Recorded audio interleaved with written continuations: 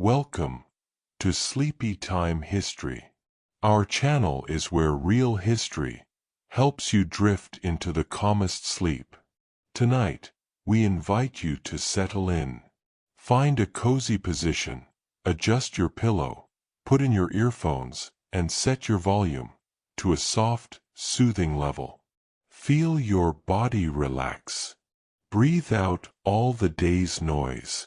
And listen as we share the 100% factual story of India, from ancient times, through empires, struggles, and independence, to the vibrant democracy it is today. Before we begin, we'd love for you to join our sleepy community, so please like this video, subscribe, and comment below telling us where you're listening from, and what time it is for you. Now, let your mind drift back thousands of years, and let's explore the story of India. As you settle in, let your eyes grow heavy and your breathing slow. Picture yourself drifting back, far, far back, thousands of years ago, to a land where rivers cradled civilizations and the monsoon winds carried secrets whispered through time. Tonight, we begin the story of India.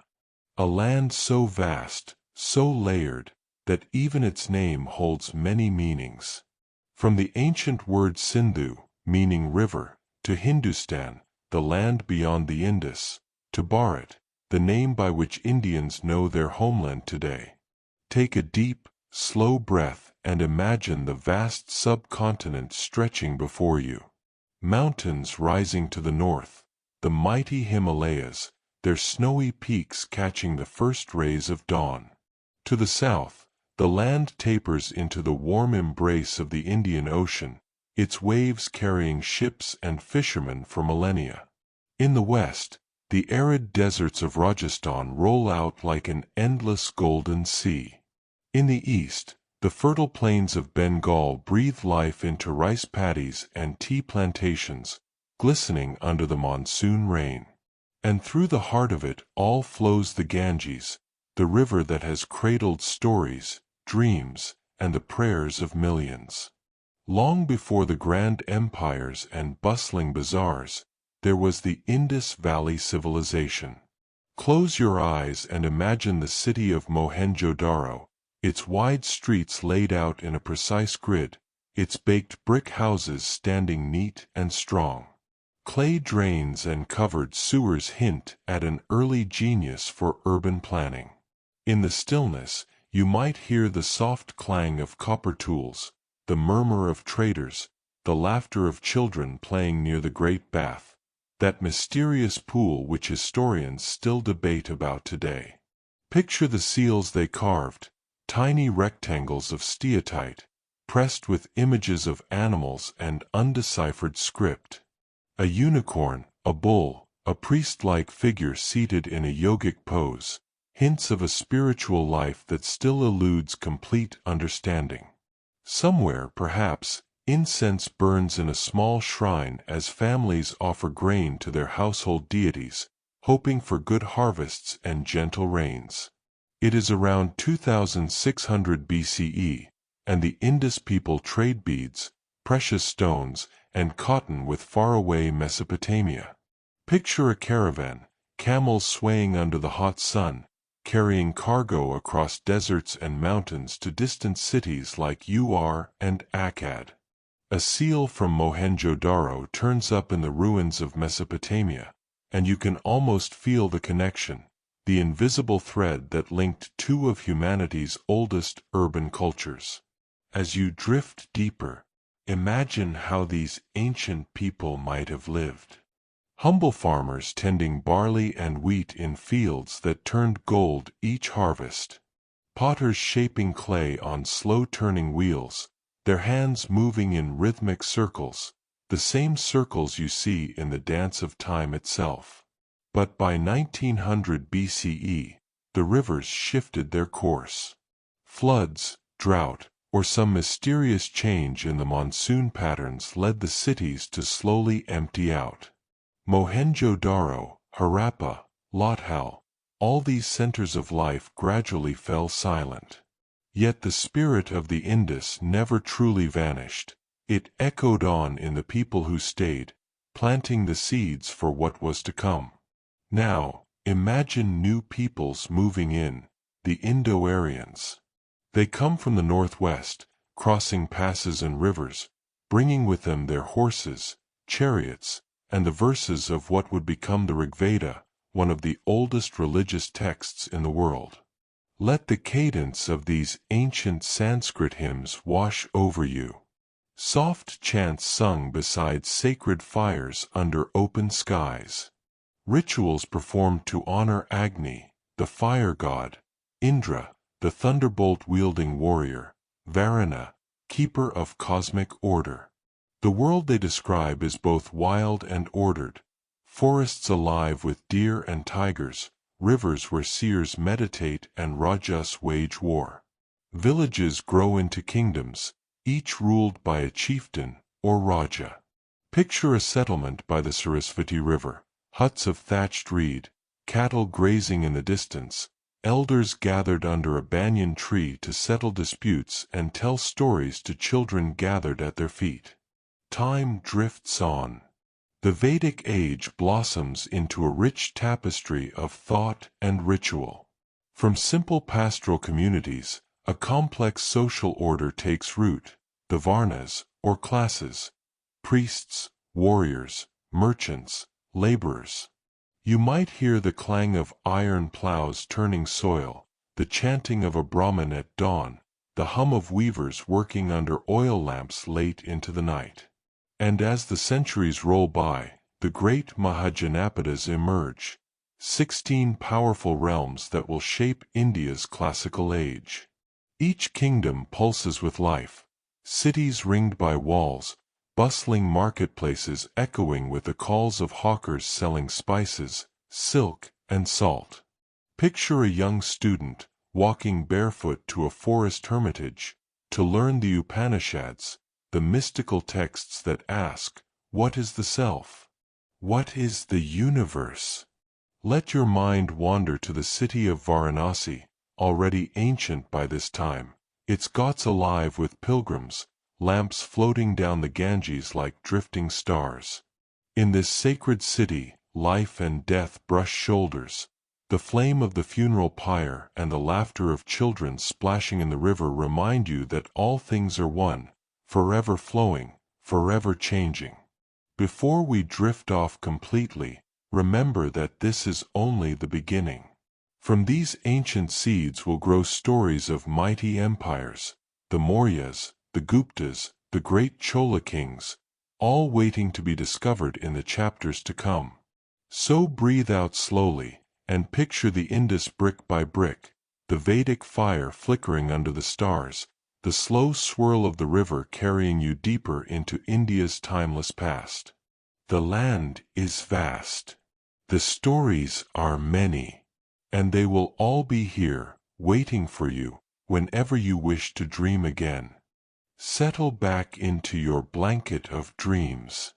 Tonight, the story drifts forward, from the Vedic world of priests and chants, into a new era of kingdoms, ideas, and the flowering of India's ancient spirit. As you breathe slowly, imagine India around 600 BCE, a land dotted with growing towns and fortified cities, where ox carts rattle down dirt roads lined with mango trees, and traders hawk goods under the canopy of banyan trees. From the clusters of simple huts and mud brick houses, the Mahajanapadas rise, 16 great realms, each ruled by ambitious kings and wise counselors. Magadha, Kosala, Vats, Avanti, names you can almost hear echoing through the valleys and plains. Somewhere, a prince sharpens his skill with a bow. Somewhere else, a court poet recites a hymn, his voice weaving through the palace corridors like incense smoke. Picture the fields of Magadha, green with rice paddies that shimmer under the moonlight. Men and women harvest grain with curved sickles while children chase fireflies along the riverbanks.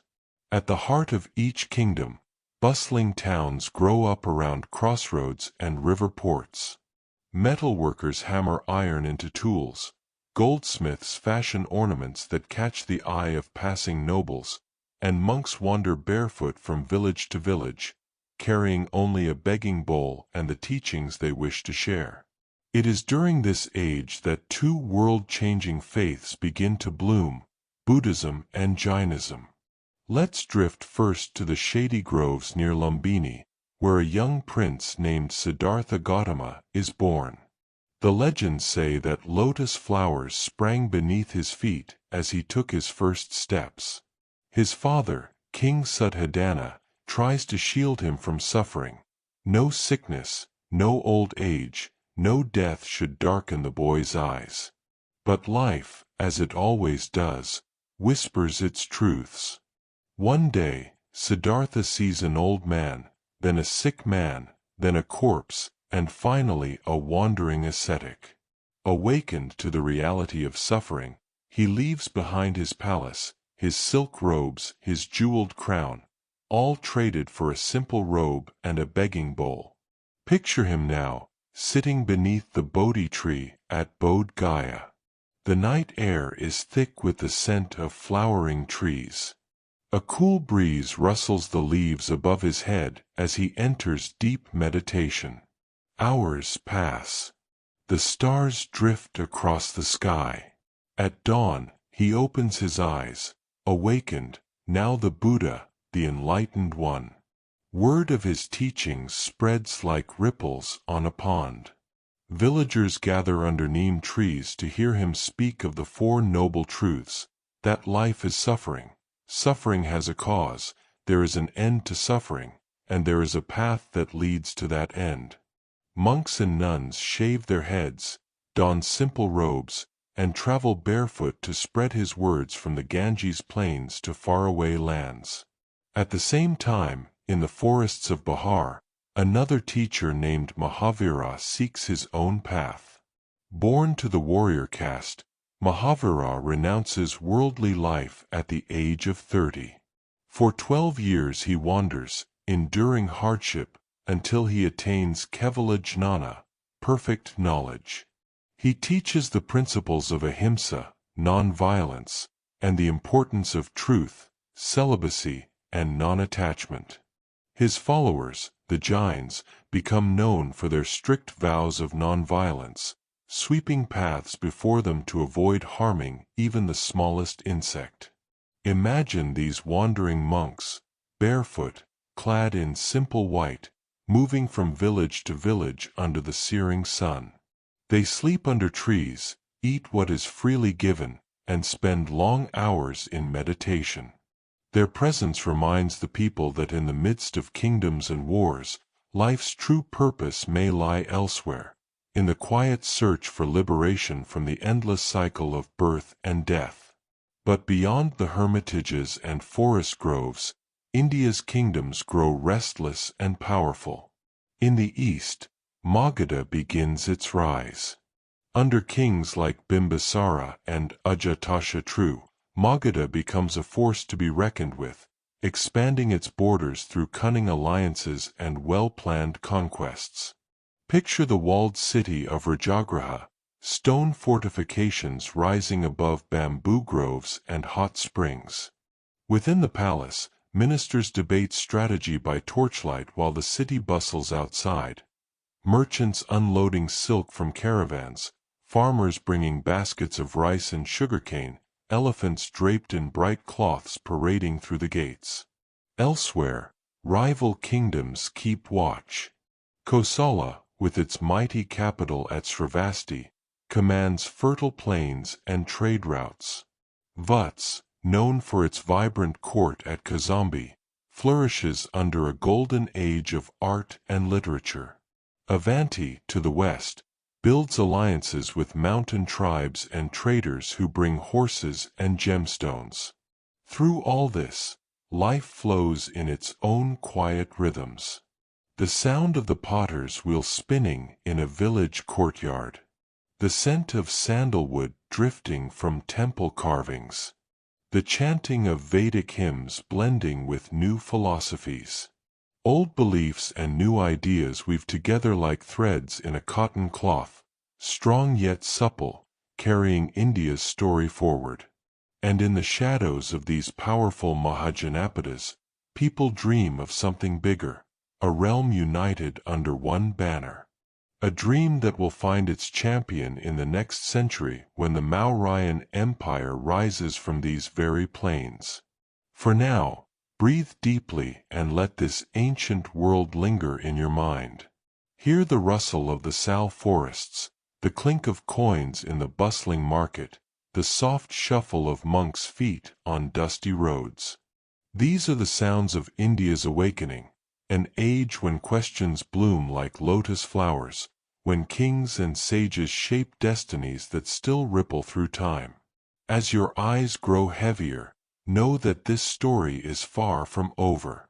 In our next chapter, we'll see how a clever strategist named Chanakya, a determined young prince named Chandragupta, and the mighty King Ashoka will shape an empire that will stretch from the Himalayas to the Deccan. For tonight, rest here, among the forests and fields of ancient India, where new ideas flicker like fireflies in the dark, lighting the path forward, one gentle glow at a time. Close your eyes now and drift to a dawn more than 2,000 years ago. The morning mist curls above the Ganges, pale blue and silver, as the sun warms the stone steps of the river Ghats. Somewhere on these fertile plains, a boy is born who will become one of India's greatest kings, Chandragupta Maurya. But before the boy, there is the teacher, a man whose mind is sharper than any blade, Chanakya, also known as Kautilya. Imagine Chanakya as he was often described: tall, wiry, with fierce eyes and a voice that could command armies or crush conspiracies with a single word. A scholar of the famed Takshashila University, he knows politics like a chess master knows the board, every move, every countermove. Legend says Chanakya's pride was stung by the arrogance of the Nanda dynasty, the rulers of Magadha at the time. Vengeful and driven, he vowed to destroy them and find a ruler worthy to unite India's patchwork of kingdoms. In the villages and markets, he heard whispers of a gifted boy, Chandragupta, sharp-witted and fearless, said to have royal blood. Under Chanakya's strict tutelage, the boy would learn diplomacy, war, and statecraft, the knowledge that would one day forge an empire. Picture the young Chandragupta training with wooden swords beneath the mango trees. He listens as Chanakya recites verses from the Arthashastra, the masterwork on governance and economics that still echoes in classrooms today. This ancient treatise, part manual, part philosophy, lays out how to build and hold a kingdom. Spy networks, trade routes, fortifications, treaties and betrayals, nothing is overlooked. By 322 BCE, the Nandas fall, and Chandragupta Maurya, barely in his 20s, claims the throne of Magadha. But his ambition does not stop at Magadha's borders. His eyes turn north and west, to the rich territories once touched by the footsteps of Alexander the Great. Alexander's lightning-fast campaigns had stunned India's northwestern kingdoms. But with his death, his fragmented satraps, the local Greek governors, quarreled among themselves. Seizing the moment, Chandragupta moves like a monsoon wind across the plains and mountains. Imagine the Mauryan armies, elephant corps rumbling forward like living walls, chariots rattling through fields, infantry marching under fluttering banners. One by one, the Greek satraps fall or retreat, ceding vast territories to this rising Indian empire. In the newly unified lands, new cities are built, roads are laid out like veins connecting the farthest reaches, and merchants carry spices, cotton, and precious stones along routes that will later form part of the Silk Road. At the heart of it all is Pataliputra, Chandragupta's capital, today's Patna. See it in your mind's eye. Grand wooden palisades protect the city's perimeter. Watchtowers overlook the Ganges. The royal palace gleams with golden pillars and intricate carvings of lions and lotuses. Artisans, scholars, merchants, soldiers, people from every corner of the subcontinent gather here, turning the city into a melting pot of ideas and cultures. After years of expansion, Chandragupta meets a Greek envoy, Megasthenes, who writes vivid accounts of life at the Mauryan court. His book, the Indica, gives the world a glimpse of an empire unlike any other. Bustling cities, markets brimming with goods, forests filled with wild elephants, and royal roads lined with shady trees. But even kings grow old. In his final days, Chandragupta, inspired by Jain monks, renounces his crown, wealth, and all the trappings of power.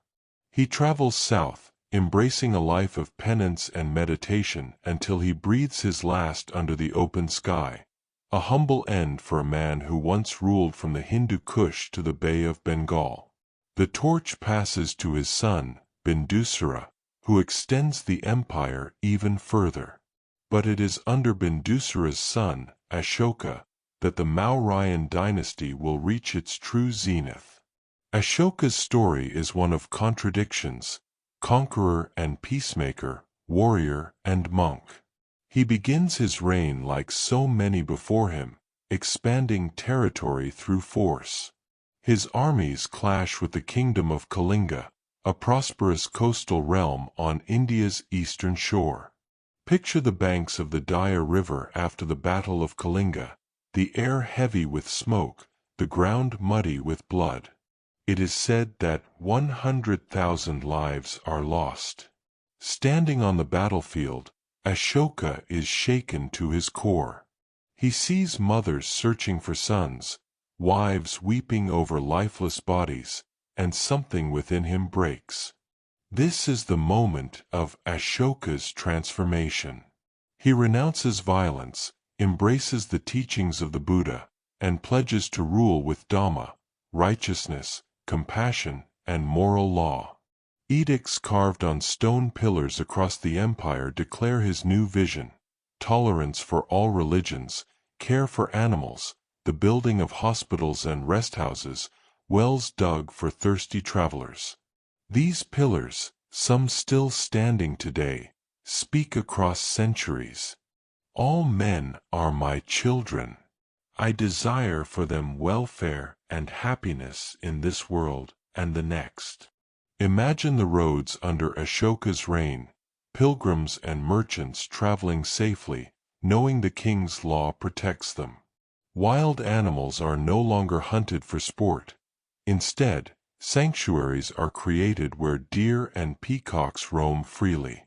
Ashoka's missionaries spread Buddhism far beyond India's borders, to Sri Lanka, Central Asia, and Southeast Asia. The Dharma wheel, or Ashoka chakra, becomes a timeless symbol, so much so that it graces the flag of modern India. As his life nears its end, Ashoka withdraws from the splendor of court life, spending his final days in quiet meditation. When he dies, the Mauryan Empire remains vast, but soon it begins to fracture under weaker rulers and external pressures.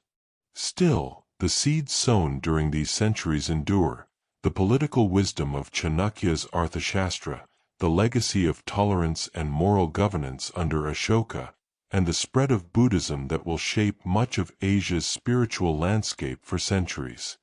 So rest now, with the image of Ashoka's stone lions standing watch over India's heartland, guardians of an ancient promise that compassion can temper power, and peace can grow from the ashes of conquest. Breathe in the stillness of these ancient lands, and let the empire's echo settle in your dreams, a soft reminder that every great power rises, blossoms, and fades, but the stories remain to guide those who come after. Settle deeper into your pillow now, and drift forward through centuries of shifting kingdoms and great migrations. It is the 4th century CE, and the northern plains of India witness the dawn of an era historians would later call a golden age, the age of the Gupta Empire. Picture the sunrise over Pataliputra once more. This ancient city has seen the rise and fall of the Mauryas and now stirs with new life.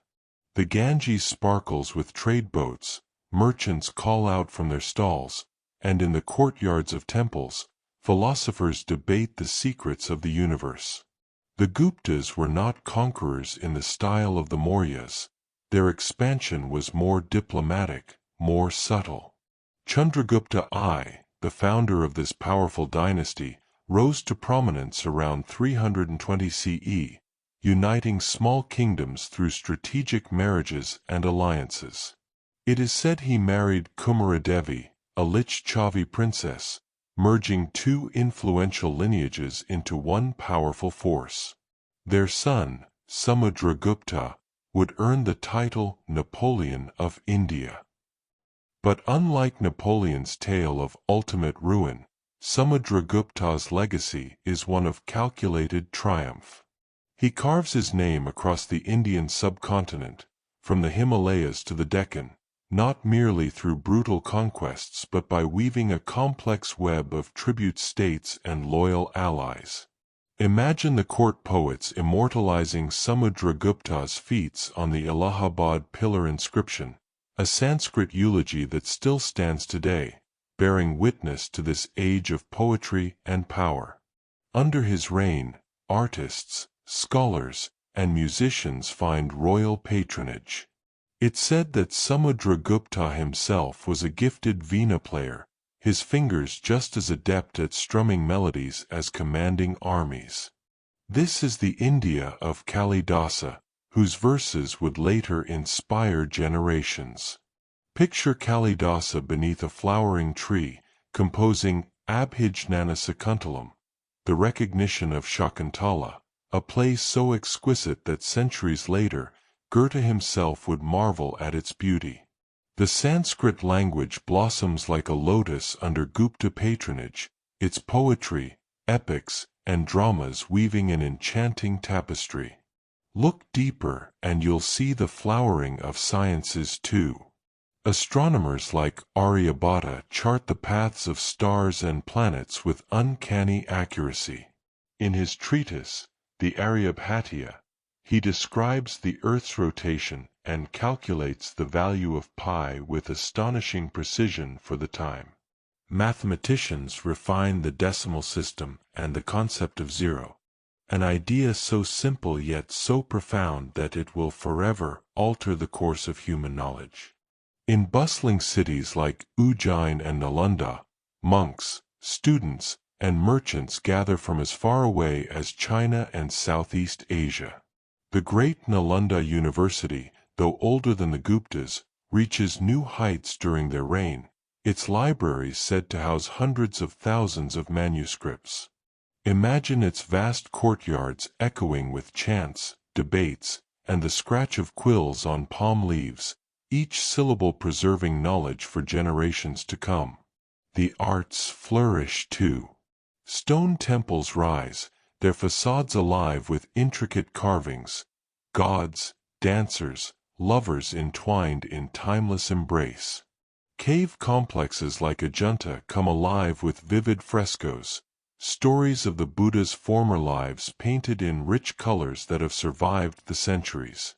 See the monks in ochre robes working patiently in the glow of flickering oil lamps, their hands steady as they breathe life into sacred walls. Trade links extend across land and sea. India's spices, textiles, and gemstones find their way to the Roman Empire and beyond. In the port city of Tamralipta, ships set sail for distant lands, their sails billowing like the wings of giant birds against the horizon. But like all great ages, the Gupta era faces shadows too. Regional governors grow restless, Hun invasions loom at the borders, and the unity that once seemed unbreakable begins to fray.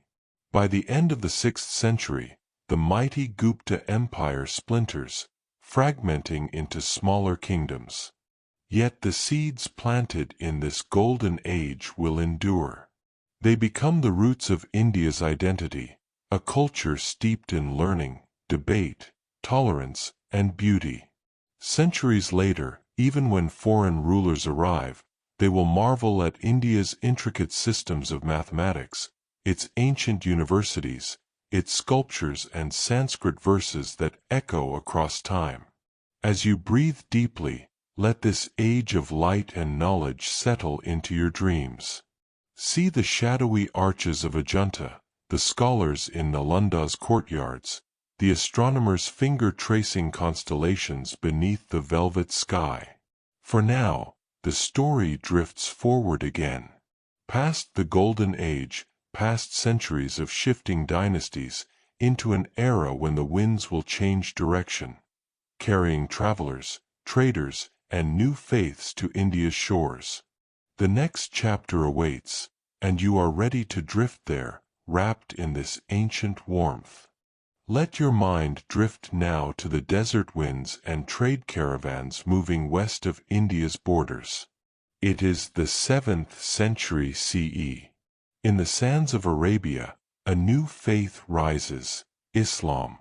Word spreads swiftly, carried by traders, mystics, and armies across Persia and into the fertile plains of the Indus. Picture Sindh, a region in today's Pakistan, dotted with date palms and bustling river ports. Here, in 711 CE, an ambitious young general named Muhammad bin Qasim crosses the Indus with an army under the Umayyad Caliphate. His campaign is swift. Cities surrender, rulers are dethroned, and new governors are installed. Mosques are built beside ancient temples, and traders from Baghdad begin to mingle with local merchants. But for centuries, Islam's foothold remains mainly in Sindh and the northwestern borders. India's vastness, its powerful Rajput kingdoms, its tangled forests and mountains, these prove a barrier few invaders can cross completely. Now, drift to the 11th century. Up in the cold passes of the Hindu Kush, a new figure emerges, Mahmud of Ghazni. His name sends tremors through the plains. For 17 campaigns, Mahmud rides southward, his armies sweeping into Punjab, Gujarat, even deep into the heartlands of North India. Imagine the clamor as his cavalry approaches, the clash of swords, the temple bells tolling in alarm. Mahmud's eyes are fixed on wealth, the famed riches of Hindu temples like Somnath. His raids drain kingdoms but do not establish lasting rule. Yet they weaken the region's defenses, paving the way for what comes next. By the 12th century, the stage is set for something new. Not just raids, but conquest and governance. Picture the dusty plains around Delhi, then just a cluster of villages and forts. Here arrives Muhammad Ghori, a ruler from Ghor in Afghanistan. Unlike Mahmud, Ghori seeks to build an empire, not merely plunder. In 1192 CE, he defeats the Rajput king Prithviraj Chauhan at the Second Battle of Tarain, a pivotal clash that echoes through Indian folklore even today. After Ghori's death, his loyal slave general, Qutb-ud-Din Aibak, takes the reins. In 1206, he declares himself Sultan of Delhi, the birth of the Delhi Sultanate. A new chapter dawns. Picture Qutb-ud-Din overseeing the construction of the Qutb Minar, a soaring victory tower still standing tall in Delhi's skyline. Its red sandstone bands spiral toward the sky, inscribed with verses from the Quran. Beside it rises the Quat-ul-Islam Mosque, built partly from the ruins of earlier Hindu temples, a visual testament to India's layered past. The Delhi Sultanate will be ruled by 5 successive dynasties: the Mamluks, Khiljis, Tughlaqs, Sayyids, and Lodis. Each brings waves of migrants, scholars, poets, traders, all blending into the patchwork of Indian society. Imagine Delhi at its height, bazaars filled with silk from China, horses from Central Asia, and spices bound for faraway lands. Scholars translate Persian works into local languages. Sufi saints preach devotion and tolerance in the courtyards of humble shrines. Now, drift to the 14th century, when the Sultanate reaches its greatest territorial expanse under the Tughlaqs. Sultan Muhammad bin Tughlaq is brilliant but erratic. He dreams of moving the capital from Delhi to Daulatabad in the Deccan, forcing thousands to march hundreds of miles south. Imagine the endless caravans, ox carts creaking under furniture and books, people trudging under the searing sun, only for the experiment to fail, and the capital to return to Delhi. Yet the Sultanate is more than its rulers' whims. In its shadows, new communities blossom. The Bhakti movement, a wave of devotional Hinduism, gains strength. Saint poets like Kabir and Mirabai sing of a God who cares not for caste or temple walls. Their verses echo through villages, blending with the Sufi message of divine love. But the Delhi Sultanate's might will face a formidable test, the unstoppable storm that comes from the steppes. In 1398, Timur, the Turco-Mongol conqueror, sweeps into India. Picture his cavalry thundering through Delhi's gates, the city set ablaze, its people scattered like ashes in the wind. The Sultanate survives, but only as a fractured shell of its former glory. In the south, meanwhile, the Vijayanagara Empire rises as a powerful Hindu counterweight. Built along the Tungabhadra River, the city of Vijayanagara gleams with grand temples, marketplaces, and bustling streets. Here, ancient traditions flourish alongside new influences from traders arriving on the western coasts, Arabs, Persians, and Europeans drawn by India's spices and gems. As the 15th century draws to a close, the stage is set for the greatest empire India will ever know, the Mughals.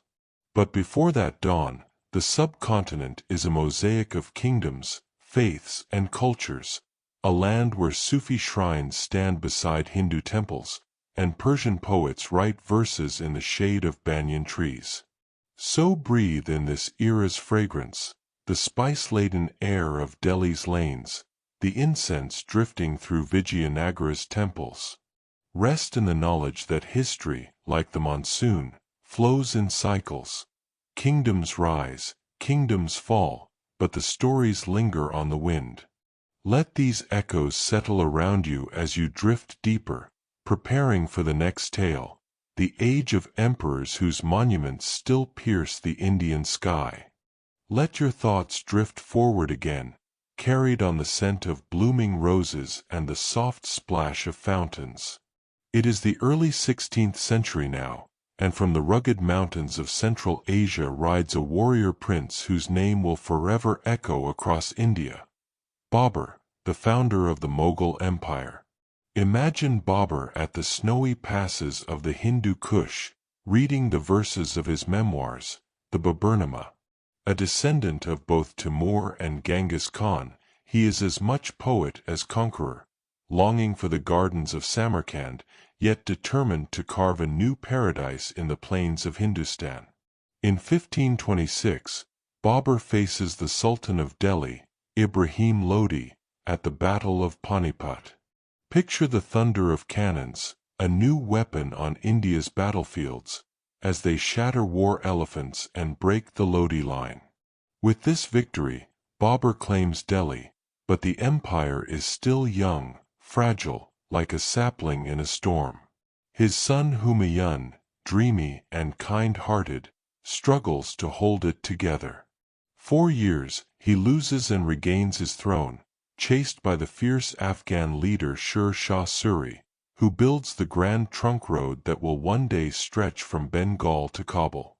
When Humayun dies after a fall from his library steps, imagine the tragedy. His young son, only 13, will rise to the throne. And this boy will become one of India's greatest rulers, Akbar the Great. Picture young Akbar, barely a teenager, standing on the ramparts of Agra Fort, looking out at the swirling currents of the Yamuna River. His mind brims with questions. How do you rule millions of people, many of whom worship differently, speak different tongues, and live by different laws? Akbar's answer is bold: tolerance, curiosity, and dialogue. He invites scholars of all faiths, Hindus, Muslims, Jains, Zoroastrians, even Christians, to his court at Fate Sikri. There, in the Ibadat Khana, or house of worship, debates swirl late into the night by flickering lamplight. Akbar abolishes the jizya tax on non-Muslims and marries Rajput princesses, weaving powerful alliances. He expands his empire with brilliant generals like Raja Man Singh and Birbal, whose wit fills countless folktales. Under Akbar, the Mughal court dazzles the world. Artists paint exquisite miniatures, tiny worlds alive with jeweled elephants, flowering gardens, and delicate gold leaf. Historians like Abul Fazl record every triumph and challenge in the Akbarnama, ensuring Akbar's story will never fade. Imagine walking through the red sandstone gates of Fate Sikri, Akbar's dream city. Though abandoned within decades for lack of water, it still stands today as a ghostly vision of Mughal ambition. Now, the story flows forward to Jahangir, Akbar's son, known for his keen sense of justice and love for art. Jahangir's court is immortalized by his brilliant wife, Nur Jahan, who, in many ways, rules by his side. She issues imperial orders, coins bear her name, and the Persian rose gardens bloom under her patronage. As you breathe deeper, imagine the scent of roses and jasmine drifting through the Mughal gardens. Water channels gurgle softly, peacocks strut under fruit-laden trees, the Persian concept of charbagh brought to life in India's soil. Then comes Shah Jahan, the emperor whose name will forever be linked with the most beautiful tomb the world has ever seen, the Taj Mahal. Picture Shah Jahan in his flowing silks, grieving the loss of his beloved wife, Mumtaz Mahal. In her memory, he commands artisans to raise a white marble masterpiece on the banks of the Yamuna. Over 20 years, thousands of artisans, calligraphers, and stonecutters carve its perfect symmetry, its delicate inlays of jasper, jade, and turquoise. By moonlight, the Taj Mahal glows like a pearl, a symbol of eternal love that has survived centuries of floods, wars, and storms. But the empire's grandeur hides growing shadows.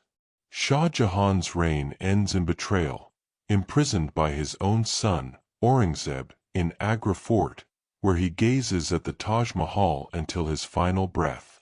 Aurangzeb, devout and austere, expands the Mughal realm to its greatest size, stretching from Kashmir in the north to the Deccan in the south. But the cost is enormous. Endless wars drain the treasury, and religious intolerance sows seeds of rebellion. Imagine the Marathas rising in the rugged hills of Maharashtra, guerrilla warriors who chip away at Mughal control.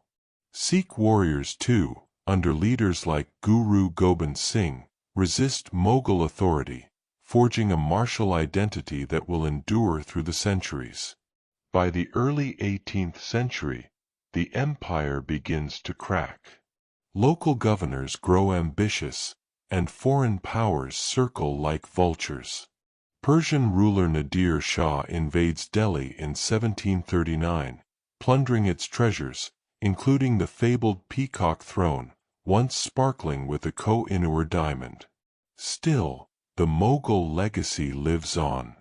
Their marble mosques and delicate gardens, their miniature paintings and poetic chronicles, remain woven into India's soul. The Persian language leaves its mark on Urdu. Mughal cuisine fills kitchens with biryanis and fragrant kebabs. As you drift deeper, imagine standing in the gardens of the Taj Mahal under a midnight sky. A soft breeze rustles the cypress trees. The marble dome glows in the moonlight, a reminder that empires rise and fall, but beauty and stories endure. Sleep now in the hush of this empire of marble and gardens, knowing that the next chapter will bring new sails to India's shores, from the far-off lands of Europe. Settle in now, close your eyes, slow your breathing, and drift forward once more through India's timeless corridors. The Mughal Empire, though still mighty, is fraying at the edges. The peacock throne glitters, but the foundations tremble. Beyond the western seas, sails billow in the wind, carrying merchants, adventurers, and empire builders from Europe to India's fabled coasts. It is the early 16th century when the first Portuguese ships appear off India's western shore. Picture Vasco da Gama landing at Calicut in 1498 after rounding the treacherous Cape of Good Hope, a route long sought by European kings and traders hungry for spices. Black pepper, cloves, nutmeg, and cinnamon. These tiny treasures drive men to cross oceans and risk storms and scurvy. Imagine the Portuguese fortresses rising along the coast. Goa becomes their prized colony, a bastion of Catholic churches, tiled houses, and narrow streets echoing with the sound of church bells. But they are not alone for long. The Dutch soon arrive, founding their own trading posts, followed by the French and the English. Now, see a new flag fluttering over the busy docks of Surat and Madras, the Union Jack of the British East India Company. Formed in 1600 under a royal charter by Queen Elizabeth I, the company begins as a simple group of merchants. But these merchants carry cannons and hire private armies. They negotiate with Mughal emperors for trading rights, exchanging silk, spices, and jewels for silver. Picture the bustling port cities, Calcutta, Madras, Bombay, each becoming a tiny island of European influence surrounded by India's ancient cities and vast countryside. Warehouses fill with indigo, cotton, and saltpeter for Europe's gunpowder needs. Ships sail back and forth, laden with riches. For a time, the company bows politely to the Mughals, paying taxes and presenting gifts to emperors. But as the Mughal power weakens, the company's ambitions grow bolder. Now breathe into the hush of the 18th century. The air is thick with intrigue, deals, and battles. In Bengal, the wealthy province that once overflowed with silk and gold, a fateful clash occurs. Imagine Robert Clive, a young company officer, rallying his men at the Battle of Plassey in 1757. A monsoon downpour soaks the battlefield. A betrayal by the Nawab's own commander swings the tide, and the East India Company emerges victorious. This single battle cracks open the door to British rule in India. In the aftermath, the company transforms from merchant guild to de facto ruler. They install puppet Nawabs, collect taxes, and enrich shareholders back in London. Picture the streets of Bengal, once bustling with weavers and traders, now heavy with famine as company policies and corruption drain the land's wealth. Through the 18th century, the company expands its grip. They battle the French in the Carnatic Wars, outmaneuver Maratha chiefs, and sign treaties with princely states. By the dawn of the 19th century, the East India Company commands armies larger than many European nations, all funded by Indian revenues. But the company does not rule alone. Local rulers, or Maharajas, still control vast territories, Rajasthan's desert forts, Mysore's palaces, Punjab's fertile plains. These princely states make fragile bargains, playing the company against rivals, seeking survival in a shifting world. Amid this, the seeds of resistance begin to sprout. In the south, Tipu Sultan, the Tiger of Mysore, defies the British with French support.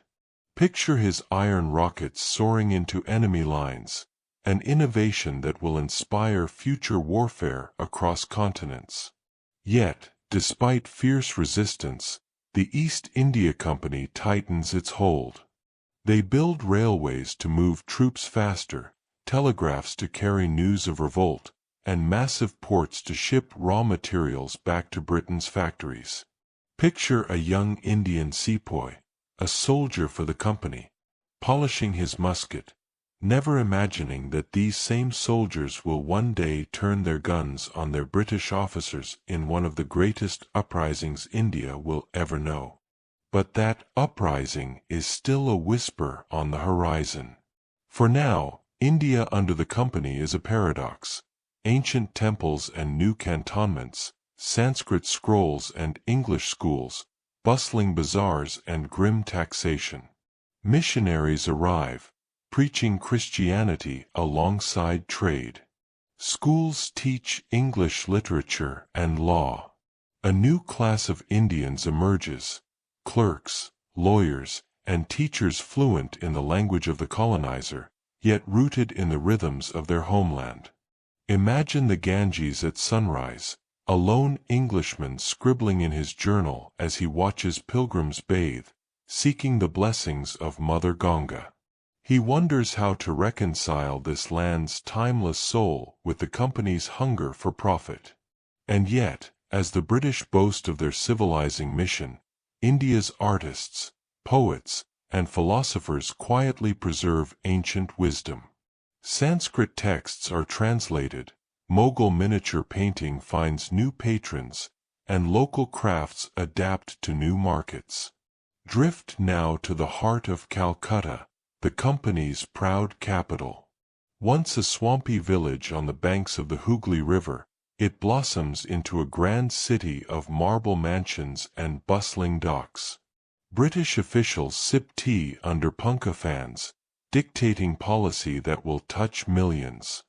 Yet outside the walled compounds, life continues. The temples ring their bells, the bazaars hum with gossip, the monsoon rains still flood the rice paddies. The people watch, listen, and remember. For one day, they will rise. One day, the company's flag will fall. But for now, the sails of empire swell on the horizon. The company is king in India, yet empires built on greed rarely stand forever. Rest now in this moment of fragile calm. The dawn of India's great rebellion is coming, a storm that will change the course of history forever. Settle deeper into your blanket now. Breathe in, breathe out. Feel the warm air of the Indian plains in your mind's eye, the scent of earth after the monsoon, the distant beat of a temple drum, the hum of whispers in crowded bazaars. It is the year 1857, a year forever carved into India's memory. The East India Company rules vast territories. Their soldiers, mostly Indian sepoys, keep order with muskets and sabers. The company's administrators impose new taxes, seize land from traditional landholders, and disregard local customs with a cold certainty that they know best.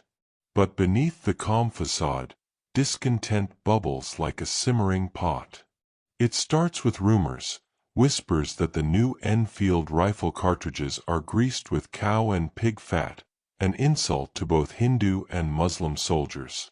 To bite open these cartridges would violate sacred beliefs, a final straw for men already weary of arrogant officers and endless foreign orders. Picture Mangal Pandey, a sepoy in Barakpur, his eyes fierce as he lifts his musket, defying the British officers. His spark ignites a blaze.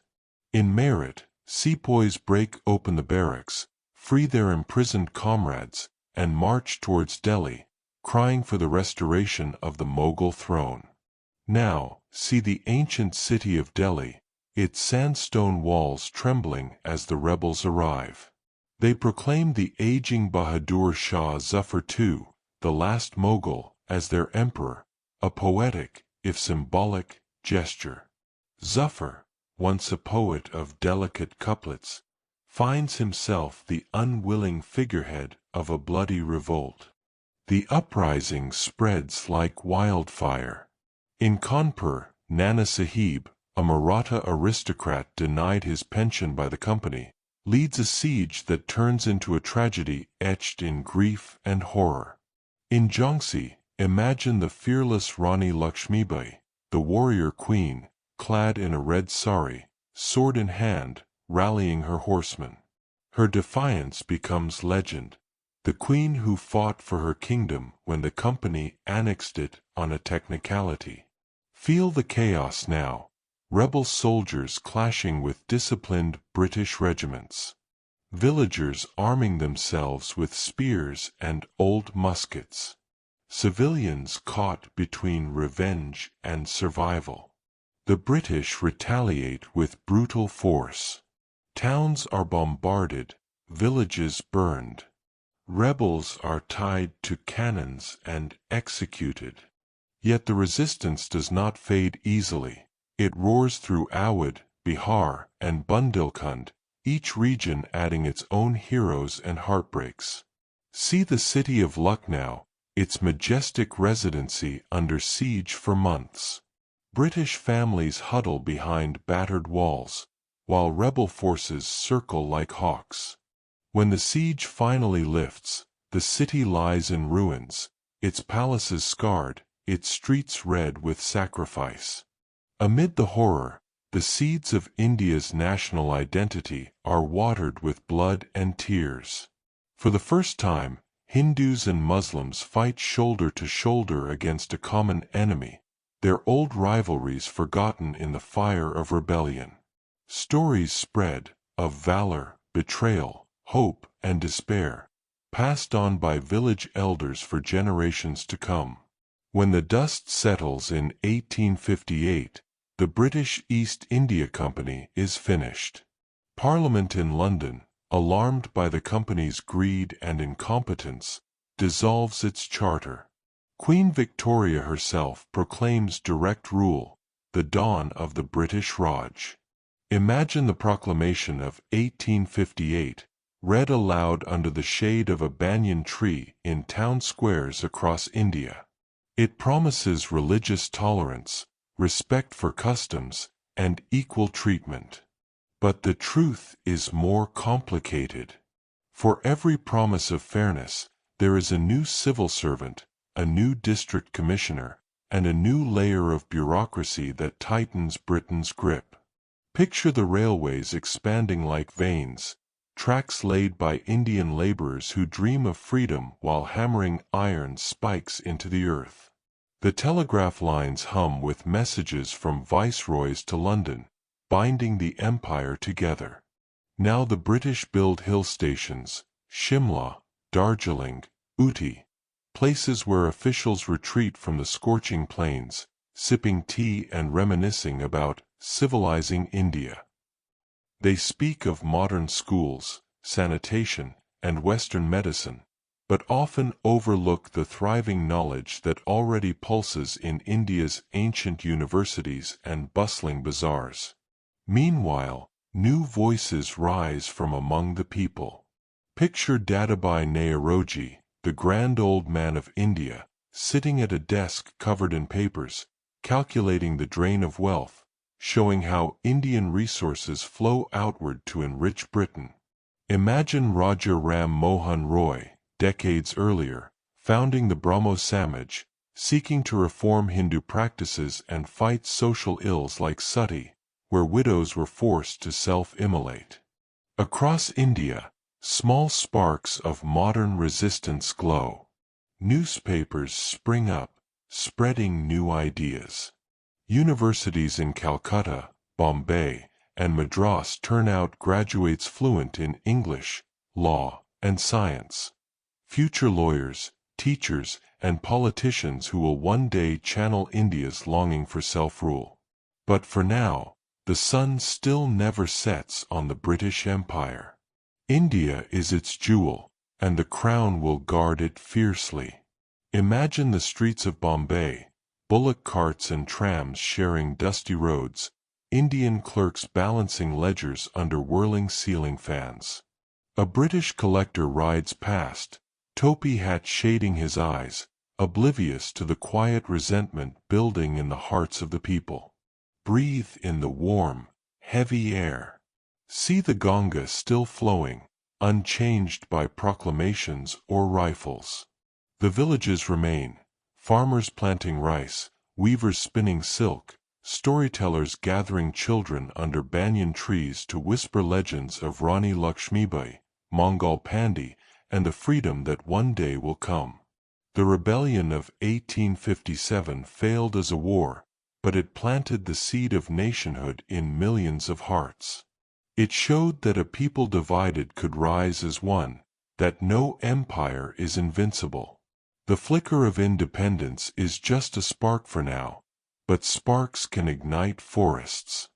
Next, we shall follow the sparks, from reformers to revolutionaries, from students to statesmen, as India dreams of Swaraj, self-rule. Settle back under your blanket once more.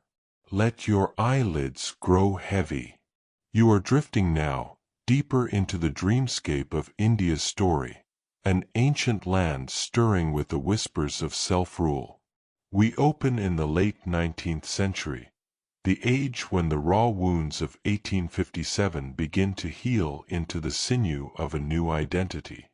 The British Raj is now an elaborate machine, thousands of civil servants, railways humming with trade, tea plantations expanding into misty hills, and bustling port cities feeding raw cotton to Manchester's mills. But in the corridors of these cities, in libraries, coffee houses, and college halls, a new class emerges, the English-educated Indian. Imagine young men in crisp white dhotis and Western suits, quoting Shakespeare and Mill while debating India's future in cramped meeting rooms. In 1885, 72 men gather in Bombay for a quiet but monumental event, the birth of the Indian National Congress. They are lawyers, teachers, doctors, mostly from the middle class, men like Alan Octavian Hume, a retired British civil servant, and Dadabhai Naoroji, the wise grand old man of India. They do not yet cry for independence. Their tone is moderate, loyal even. They draft petitions, speak of representation in the civil service, and demand a voice in the councils that govern them. Picture Naoroji at his desk in London. He becomes the first Asian MP in the British Parliament, his turban and beard a striking sight in those oak-panelled halls. He lectures about India's plight, presenting his theory of the drain of wealth, proving that Britain siphons India's riches without reinvestment. While the Congress grows, so does the press. Newspapers like Kesari and Amrita Bazar Patrika spread nationalist ideas to distant villages.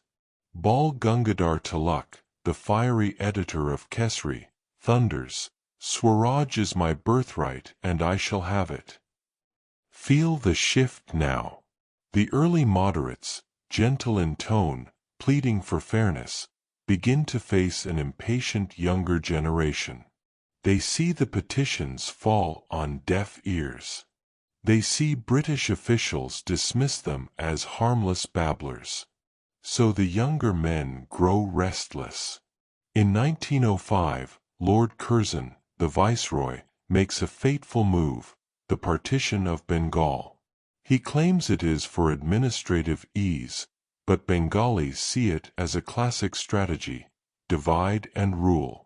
The partition splits Bengal into Hindu-majority West and Muslim-majority East, igniting anger and suspicion among communities that had coexisted for centuries.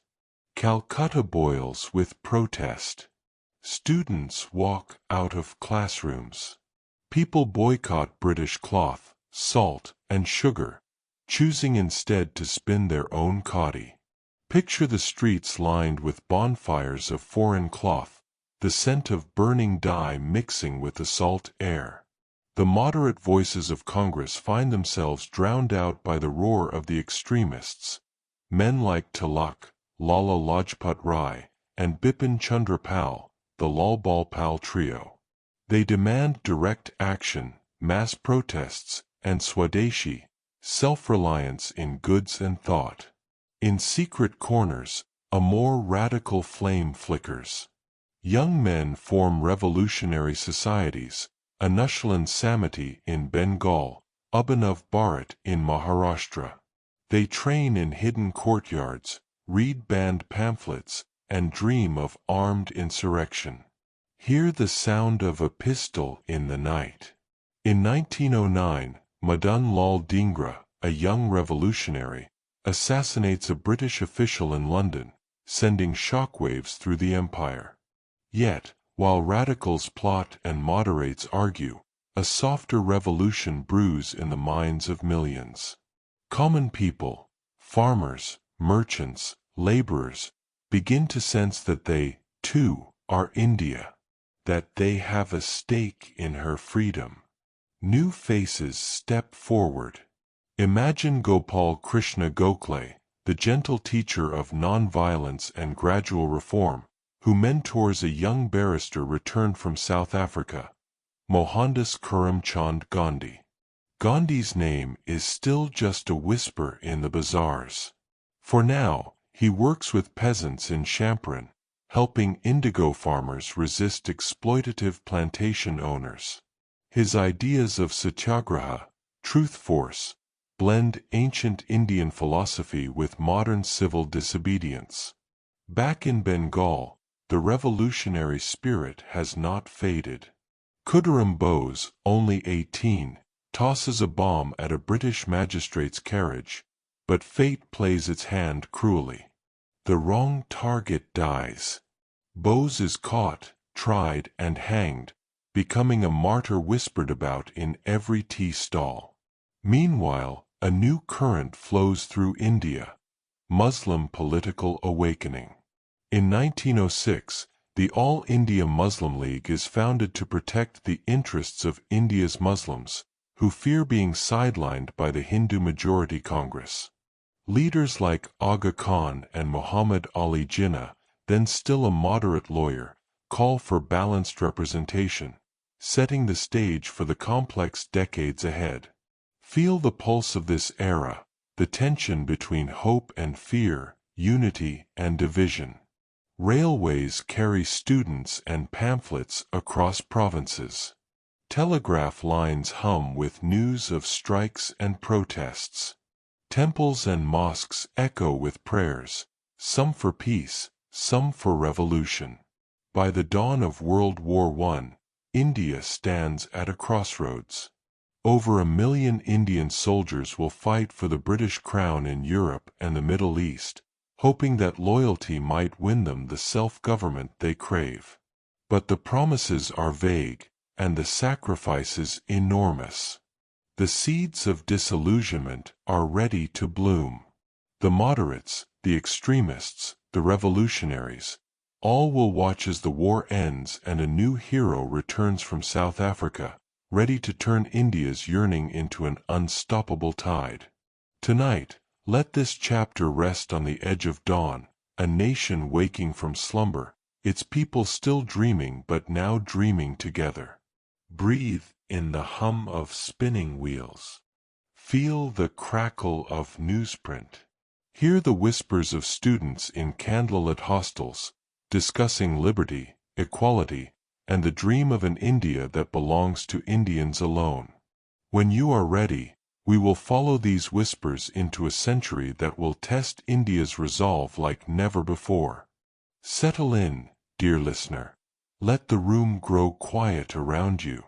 Your body sinks deeper into your pillow as we enter the next stretch of India's journey, a tale of spinning wheels, salt, and a man draped in simple white cloth who would shake an empire without ever firing a bullet.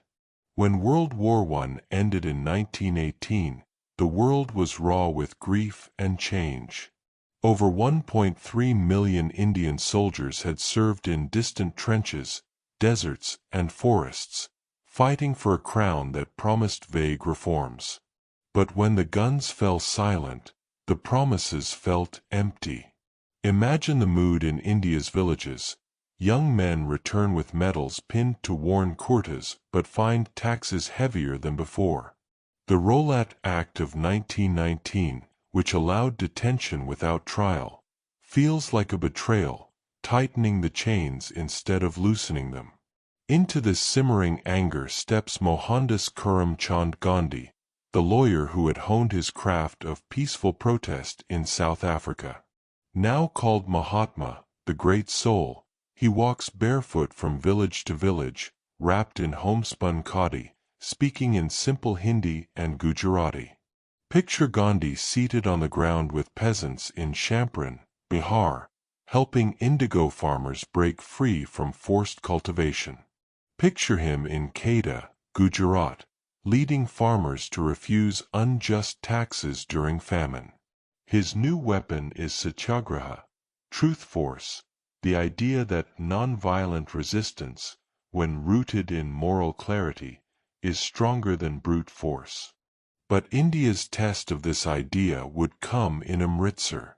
In April 1919, people gather in the walled garden of Jallianwala Bagh, Punjab. They come to peacefully protest the arrest of two leaders. The British Brigadier, General Reginald Dyer, sees this as defiance. Picture the garden, walls on all sides, one narrow exit. Dyer's troops block it. Without warning, they open fire. Bullets pierce men, women, children.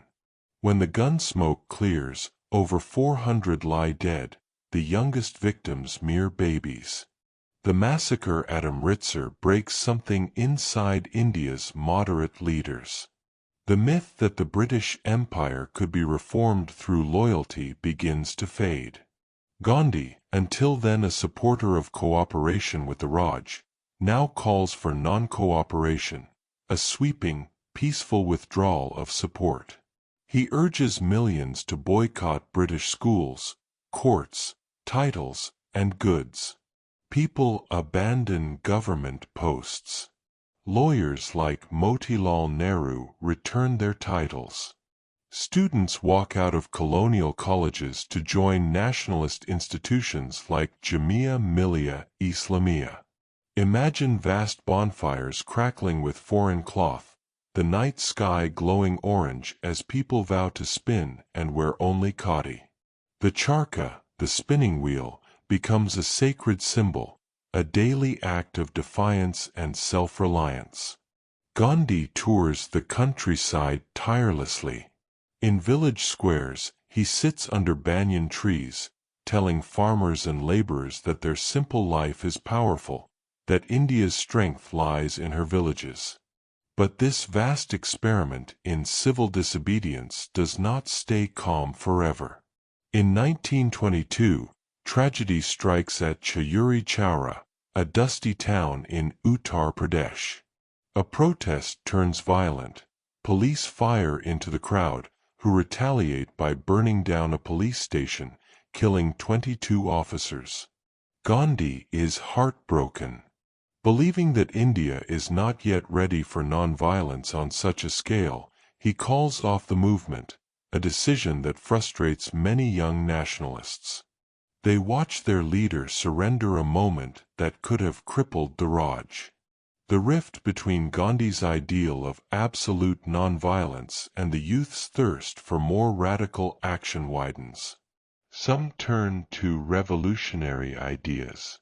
In Lahore, a young man named Bhagat Singh and his comrades revive the fire of armed rebellion. Bhagat Singh, with his iconic hat and mustache, becomes the face of youthful defiance. In 1928, the British appoint the Simon Commission to recommend political reforms but without a single Indian member. The cry goes up, "Simon, go back!" Protests erupt. Lala Lajpat Rai, the Lion of Punjab, is beaten by police and dies of his injuries. In revenge, Bhagat Singh and Batushwar Dutt throw bombs in the Central Legislative Assembly, ensuring no casualties, but making their point with thunder and smoke. They are arrested, tried, and Bhagat Singh is hanged in 1931, just 23 years old. He becomes immortal, a martyr whose last writings and fearless smile inspire generations. While revolutionaries capture imaginations, Gandhi returns with a new symbol, salt. In 1930, the British tax even salt, an everyday necessity for the poor. Gandhi decides to break this law in the simplest way possible. Picture him, a frail man in round glasses, leading a band of followers on a 240-mile march from Sabarmati Ashram to Dandi on the Arabian coast. Day after day, barefoot marchers trek through villages, gathering thousands along the way. At dawn on April 6, 1930, Gandhi bends down at the shore and lifts a pinch of salty mud. In that simple gesture, the world sees the absurdity of an empire so vast that it fears a handful of salt. The Salt March sparks a wave of civil disobedience. Women step forward, Sarojini Naidu, Kamladevi Chattopadhyay, and thousands more picket liquor shops, boycott foreign goods, and court arrest. The prisons swell with peaceful resistors, over 60,000 by the end of the campaign. British response grows brutal. Peaceful satyagrahis are beaten with lathis. Journalists and poets smuggle out reports that shame the empire before a watching world. Gandhi is arrested, as always, but this time the world listens. His image, the wiry old man spinning thread, fasting in prison, becomes an icon of peaceful resistance. International leaders, from Einstein to Roosevelt, speak of Gandhi's moral courage. The idea of India's freedom now feels inevitable, not just to Indians but to millions watching from distant shores. Yet, even as this movement grows, so too do the cracks between communities. The question of Hindu-Muslim unity looms large. Muhammad Ali Jinnah, once an admirer of constitutionalism, grows wary of Congress dominance. He argues that Muslims, with their distinct culture and identity, need assurances of political safeguards. The seeds of the two-nation theory are sown, a shadow that will lengthen in the decades ahead. As the 1930s draw to a close, India stands at the brink of a new storm. The world hurtles towards another war, and Gandhi knows that the coming conflict may offer India both peril and opportunity. Tonight, as you drift deeper into your dreams, hold this image close. Millions of ordinary people, spinning cloth, picking salt, marching barefoot under a burning sun, each small act echoing a simple truth. That freedom, born of courage and compassion, can topple even the mightiest empire. When you wake, we'll step into India's final struggle, a chapter of Quit India, partition, and a dawn that tastes bittersweet. The world tilts towards a second great war, and India's final push for freedom gathers its storm clouds. It is 1939, and Europe erupts into flames as Hitler's armies march through Poland. Britain, desperate for support, declares India a participant in the war, without asking a single Indian leader. The Congress Party, stunned, sees through the hypocrisy. How can Britain claim to fight for democracy in Europe while denying it in Asia? Gandhi, older now, his ribs visible through his simple khadi, calls the British hypocrites. Yet he hesitates to disrupt the war effort immediately. Hitler's fascism, he argues, is evil, but so too is empire. Meanwhile, another figure rises, Subhas Chandra Bose, the fierce nationalist who finds Gandhi's nonviolence too slow. Expelled from Congress, Bose goes underground, slipping through Europe to Japan, where he seeks Axis support to form the Indian National Army, INA, the Azad Hind Fauj. Imagine the INA soldiers, many former British Indian POWs, marching through Burma's dense jungles, whispering the slogan, Chalo Delhi. On to Delhi. Though their campaign ultimately fails, Bose's daring stirs millions of hearts, reminding them that the fight for freedom wears many faces. But in the heart of India, Gandhi senses that the time for patience is over. In August 1942, he calls for "Quit India," the final clarion call to shake off colonial rule once and for all. His message is simple yet thunderous: do or die. The British strike first, arresting Gandhi, Nehru, Patel, and the entire Congress Working Committee within hours. Yet the call cannot be silenced. From dusty railway stations to sleepy hamlets, students, farmers, and workers rise up. Post offices, telegraph lines, and police stations are torched. Young women like Aruna Asaf Ali hoist the tricolor flag defiantly in public squares. In the village of Satara in Maharashtra, ordinary people set up their own parallel government. In Tamluk, Bengal, villagers govern themselves for nearly 2 years, a glimpse of India's untamed yearning for self-rule. But the cost is devastating. Tens of thousands are jailed. Thousands are killed in brutal crackdowns. Gandhi, already frail, endures another prison term. This time, he faces personal tragedy. His beloved wife Kasturba Gandhi dies beside him at Aga Khan Palace, and Gandhi himself battles malaria and heartbreak. And yet, through these grim years, the idea of independence becomes unstoppable. World War II drags on, draining Britain's coffers. By 1945, London's war-weary people elect Clement Attlee's Labour Party, which promises Indian self-government. Back in India, leaders like Jawaharlal Nehru, the eloquent barrister with a rose pinned to his coat, and Sardar Vallabhbhai Patel, the Iron Man who unites fractious princely states, prepare for the final negotiations. But one great rift remains.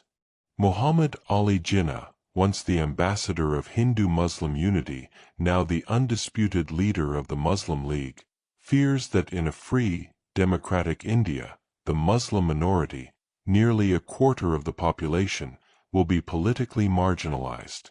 He demands a separate homeland, Pakistan. The Congress leaders resist. Gandhi tries to bridge the gap, even suggesting Jinnah be India's first prime minister if that would keep the country united. But the chasm is too deep. Communal riots flare in Bengal and Punjab. Train carriages arrive at stations carrying bodies of those slaughtered in riots. Amid this darkness, Britain's last viceroy, Lord Louis Mountbatten, decides to speed up withdrawal. Partition is declared. In August 1947, India awakens to freedom and heartbreak at once. Picture it, the stroke of midnight, August 15th. A crowd gathers in the Central Hall of Parliament.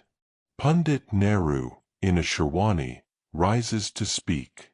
At the stroke of the midnight hour, when the world sleeps, India will awake to life and freedom.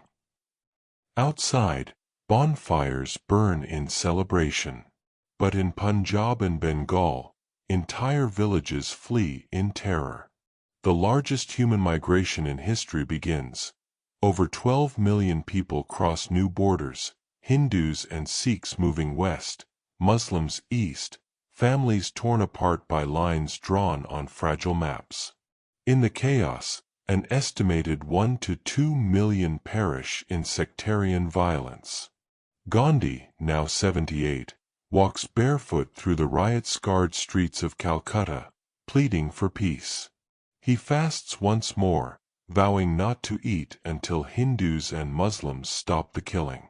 His frail body, once mocked by the empire, is now India's last shield against total collapse. But hatred has momentum. On January 30, 1948, as he walks to his evening prayer meeting in Delhi, Gandhi is shot at point-blank range by Nathuram Godse, a Hindu extremist who believes the Mahatma betrayed Hindus by appeasing Muslims. India weeps. All of India's new leaders, Nehru, Patel, and even his critics, stand over Gandhi's body as the pyre burns on the banks of the Yamuna River. The dream of a united India dies with him, but the Republic survives.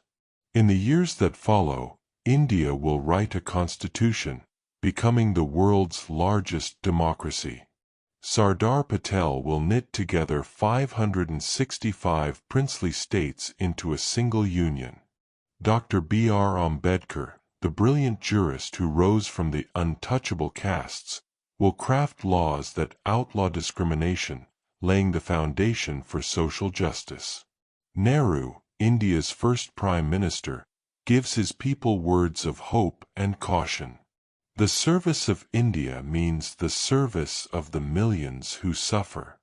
It means ending poverty and ignorance and disease and inequality of opportunity. Tonight, as your eyelids grow heavier, remember this. India's independence was not given freely. It was spun on a wheel, carried on a march, soaked in salt and sweat, sealed with tears and sacrifice. A land so ancient, yet forever reborn. So breathe deeply, knowing the story continues tomorrow. Because India's history, like the Ganges, flows on and on, sometimes turbulent, sometimes serene, always unstoppable. The British have sailed away, but freedom is only the beginning of this vast, uncharted chapter.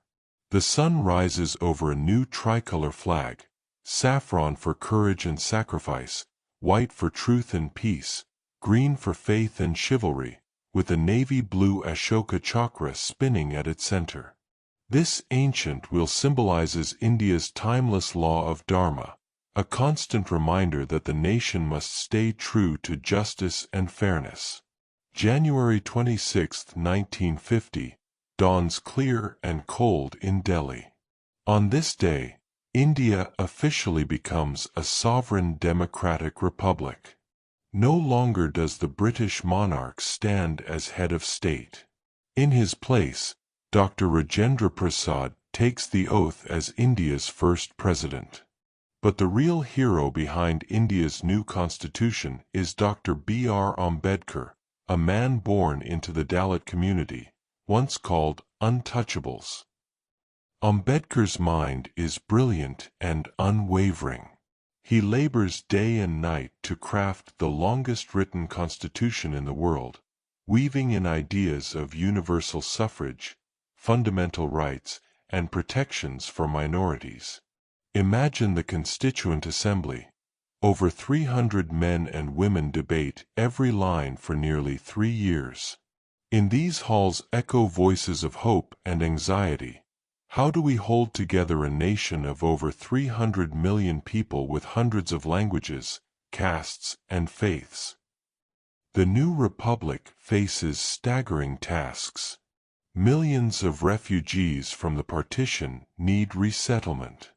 Cities like Delhi and Amritsar swell overnight.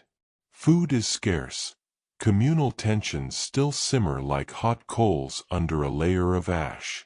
Prime Minister Nehru, the visionary who dreamed of a modern India, knows that poverty and illiteracy are the true enemies now. He builds the IITs, India's Institutes of Technology, seeds that will one day bloom into the tech powerhouse we see today. He commissions dams like Bokranungal, calling them the temples of modern India. Steel plants rise in Bhilai and Rourkela. 5-year plans chart the country's economic ambitions. Yet for every dam and smokestack, there are fields cracked dry by drought, villages where children walk barefoot for miles to reach a blackboard under a banyan tree. In 1951, India holds its first general election, the largest democratic exercise ever attempted. Imagine the scene: women in colorful saris, elderly men in Gandhi caps, all lining up patiently under the scorching sun to press inked thumbs on ballot papers. Over 173 million people vote, a spectacle that astounds the world. But democracy is not just voting. It means giving voice to the voiceless, a challenge in a land where caste prejudice runs deep. Dr. Ambedkar's greatest fear was that the centuries-old caste system would outlast British rule. In dusty village squares, Dalit families still draw water from separate wells. Children born into so-called untouchable communities are denied entry into temples and schools. But the Constitution's Article 17 abolishes untouchability, in law, at least. It will take decades and countless protests and brave voices for these words to find true meaning in daily life. The Nehru years. Nehru's tenure sees both triumph and turmoil. He pushes for a non-aligned movement, choosing not to side with either the US or USSR during the Cold War. India hosts leaders like Yugoslavia's Tito, Egypt's Nasser, and Indonesia's Sukarno, dreaming of a third world that could forge its own path. At the same time, tensions simmer with neighbors. In 1962, India fights a disastrous border war with China in the freezing Himalayas.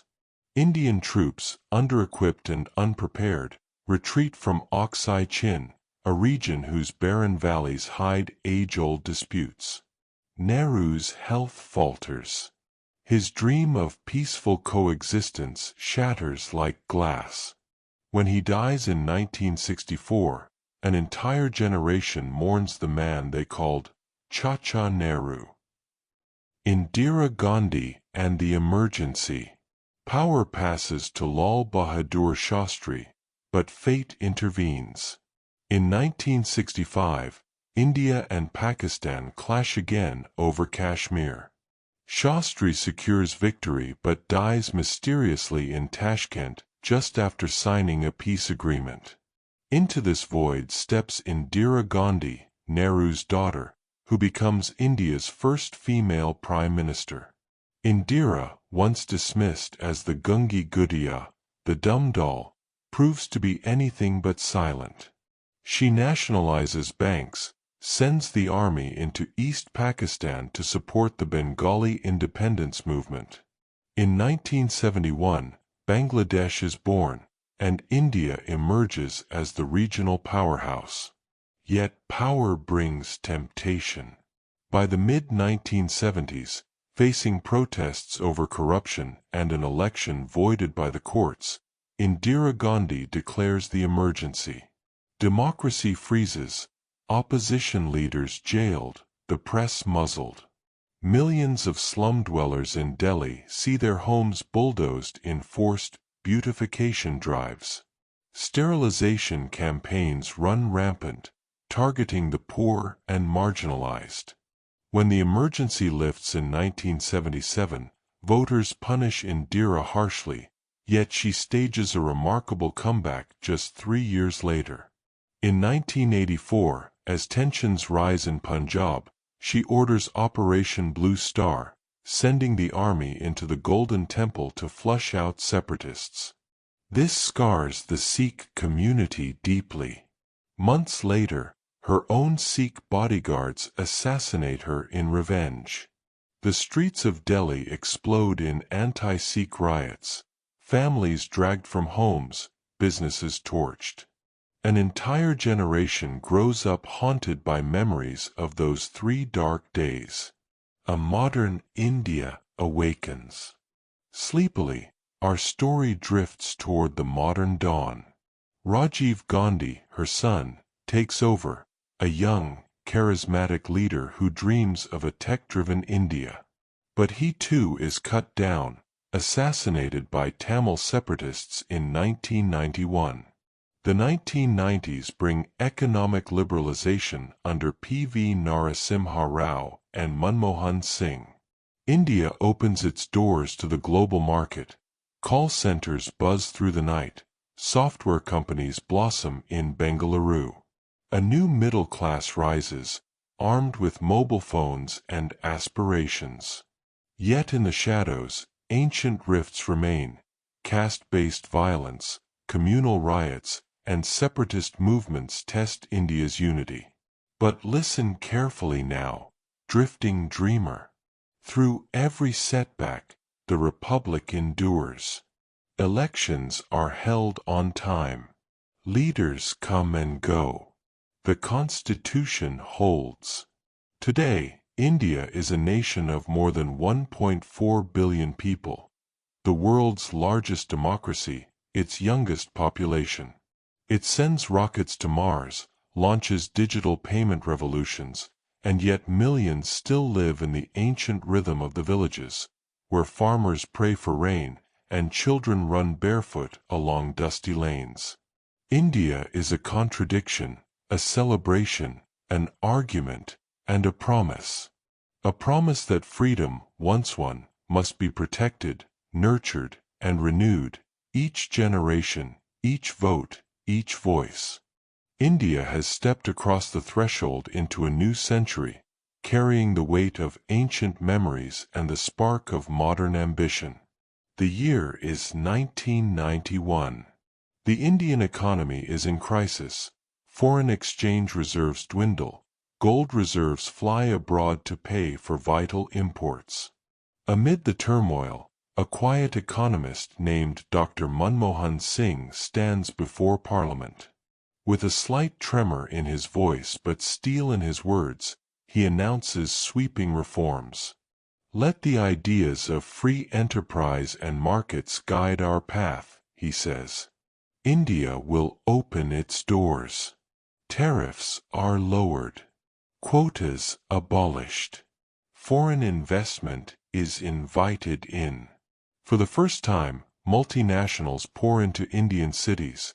Coca-Cola flows again, McDonald's opens its doors in Delhi, and global car brands zip past rickshaws on crowded streets.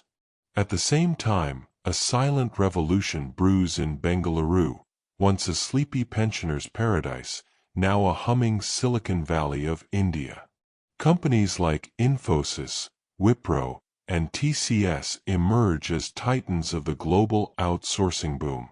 Call centers and IT parks sprout like mushrooms after the monsoon. Young engineers, once destined for government jobs, find themselves solving code for American corporations from tiny cubicles lit by the glow of computer screens.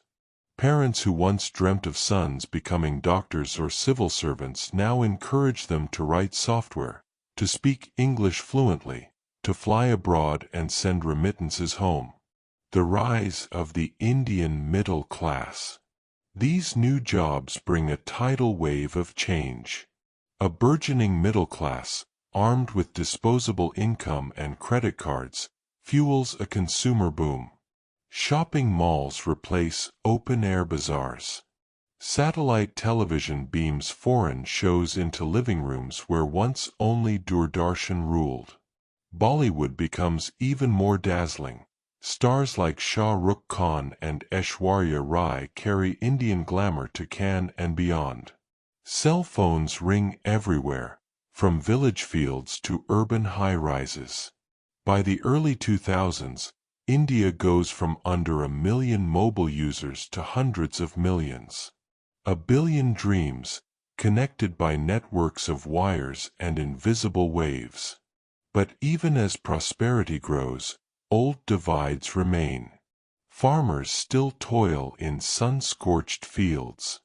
Urban slums expand as villagers migrate to cities seeking work. Basic sanitation, clean drinking water, and steady electricity remain struggles in countless pockets of the country. Yet hope is the bedrock of India, a country forever balancing contradiction and resilience. Y2K.com and the tech boom. The turn of the millennium is marked by the Y2K scare, the fear that computer systems worldwide would fail when dates switched from 99 to 2000. Indian IT firms seized the moment, earning trust and big contracts to fix global code. This positions India as an indispensable hub in the digital age. Young software engineers ride scooters through Bengaluru's electronic city, dreaming of Silicon Valley stock options. Entrepreneurship takes root. Venture capital trickles in, funding startups in cramped apartments. A new phrase emerges, techie. By the late 2000s, India's IT exports reached tens of billions of dollars annually. The world now looks to India for back-end support, software solutions, and a young, educated workforce. A new political era. While India's economy transforms, so does its politics. The early 2000s see the rise of the Bharatiya Janata Party, BJP, as a formidable force. Under Prime Minister Atal Bihari Vajpayee, India embraces nuclear tests at Pokhran in 1998, joining the exclusive club of declared nuclear powers. This triggers global sanctions, yet also earns India a new respect on the world stage. Vajpayee's vision for infrastructure brings the Golden Quadrilateral, massive highways connecting Delhi, Mumbai, Chennai, and Kolkata, knitting together vast swathes of the country. In the background, tensions simmer in Kashmir, where insurgency and conflict continue to claim lives. Terrorist attacks rock cities like Mumbai. The 2008 attacks sear into national memory, reminding Indians that vigilance is the price of peace. India's global presence. As the world grows more interconnected, India's diaspora emerges as an influential force.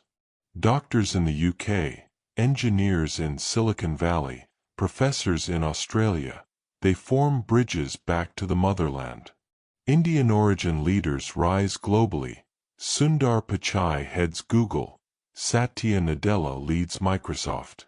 They become symbols of India's intellectual export. Brains that dreamed under banyan trees now shape billion-dollar decisions in glass towers. Meanwhile, back home, Bollywood continues its global march. A.R. Rahman's Jai Ho wins an Oscar, Slumdog Millionaire sweeps Hollywood, and Indian designers walk the world's runways. Yet amid this global sheen, villages still pulse with ancient rhythms. Diwali lamps flicker across rice paddies. Monsoons drench the soil, farmers pray for a good harvest. Pilgrims bathe in the Ganges as they have for millennia. The digital revolution. The 2010s usher in another seismic shift, the smartphone era. Cheap mobile data, driven by companies like Jio, brings the internet to hundreds of millions. Tea sellers, farmers and schoolchildren alike scroll through WhatsApp, watch Bollywood clips on YouTube, and buy groceries with a tap.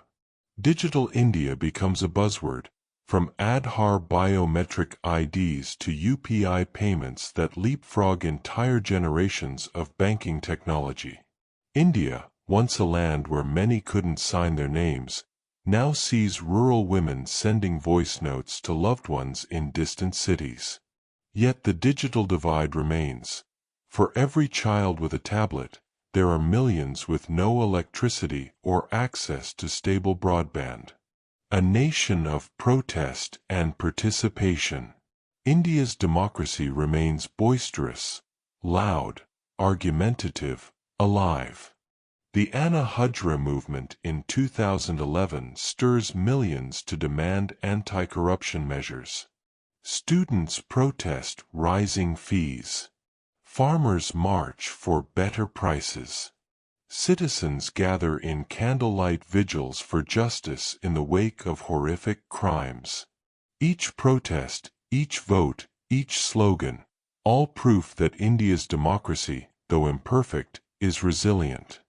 Modern challenges and dreams.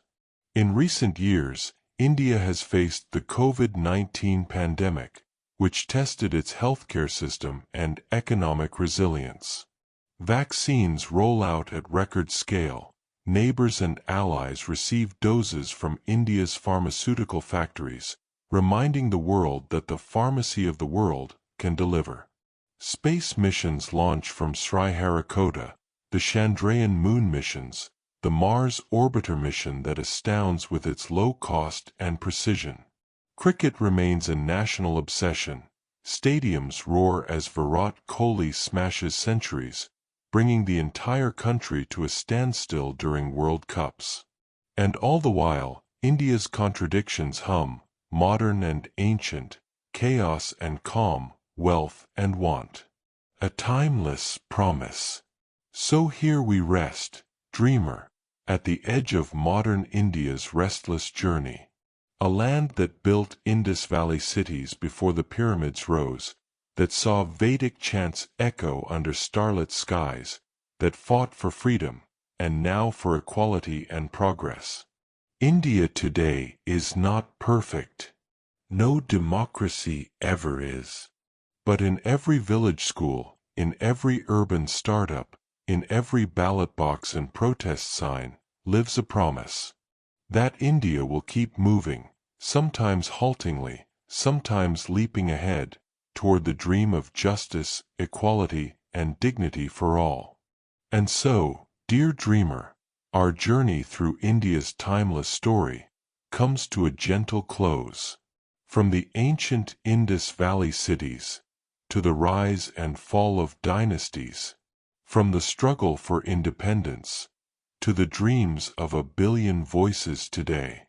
May these stories remind you that history lives in every heartbeat, every hope, every sunrise. If you enjoyed drifting through this tale, please remember to like, subscribe, and share Sleepy Time History, so more sleepy souls can join us. Sweet dreams, and until next time, sleep well.